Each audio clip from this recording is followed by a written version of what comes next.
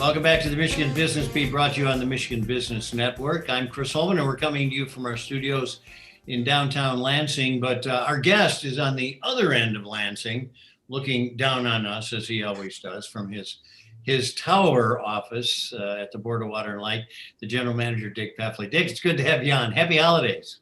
Happy holidays, Chris. And well, it's a lonely tower because due to COVID, there's three of us in a building that should have 200, but I'm not going to be the first one off the ship. So I am here holding down the building.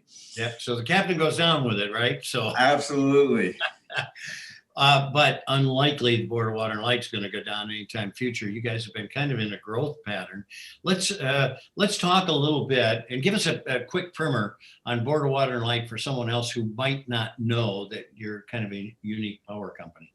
Sure. We're four utilities under one name. We supply electricity to our customers. We supply water. We have 56,000 water customers, 97,000 electric. We also can supply steam for your heating or process needs.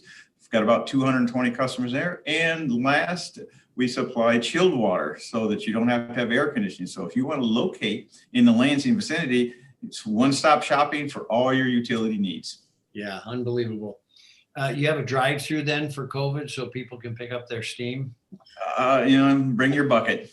All right, well, let's talk a little bit about this. Have you guys been impacted? And I guess I'm looking at economically as well as your workforce. Oh, absolutely. It's been, I've been here longer than I like to admit, about 45 years. I've never seen anything that even measures to the impact on a company that COVID's had. I mean, to stand down for a while, almost 600 of our 720 employees, to figure out how to keep them safe. And since March, we still have 350 employees that work from home. That's going very smooth, but that was not an easy transition. We had plans in place for something like this, figured it might be a building we would lose due to some kind of, disaster or a department, but not a whole company. And so we had to figure that out. And we've brought what I call our field workers, boots in the ground. They're back working now, working safely, but all of our office staff is still working remotely. And we've actually pushed that out until at least April 15th, and we'll revisit our April 1st, and we'll revisit it then. Now, let me ask you, because you've got square foot there, and this, are you going to want eventually all your people back where they were? We have had a great chance to experiment with working from home. There are certain departments that really work well from home. Our call centers work great from home. I can tell you once we get the technology down pat, the response time was better. It just seemed to run smooth.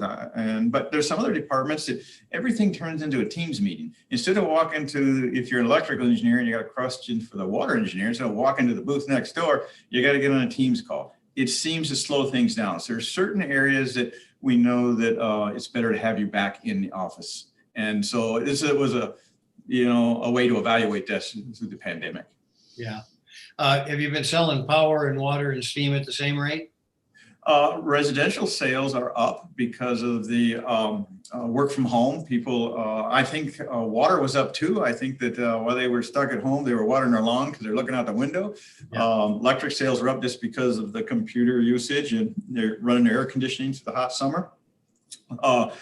Commercial sales are down, and industrial sales, now that the factories went back to work, they're flat.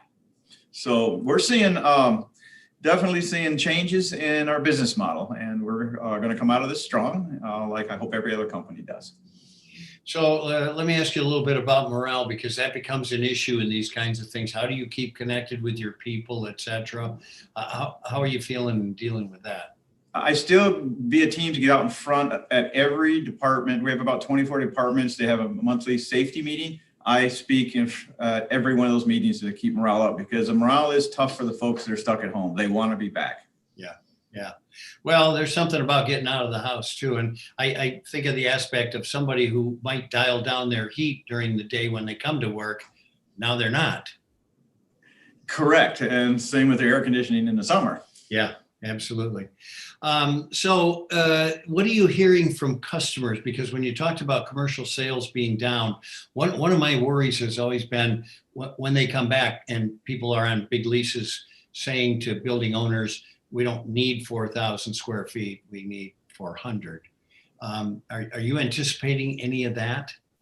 We are, and we're starting to see a little bit of it already with some of the businesses that have reopened. So we're going to manage it and adjust our business plan moving forward. Yeah. You guys have done an incredible amount with moving forward on alternative energy as well. And I hate to ask this at the end because we don't have much time, but give us a quick little rundown on that.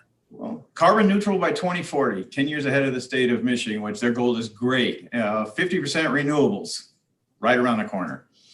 Well, that's a pretty good capitalization and a pretty good place to be going. Dick Peffley, General Manager of the Board of Water and Light in Lansing, Michigan. Thanks so much, my friend.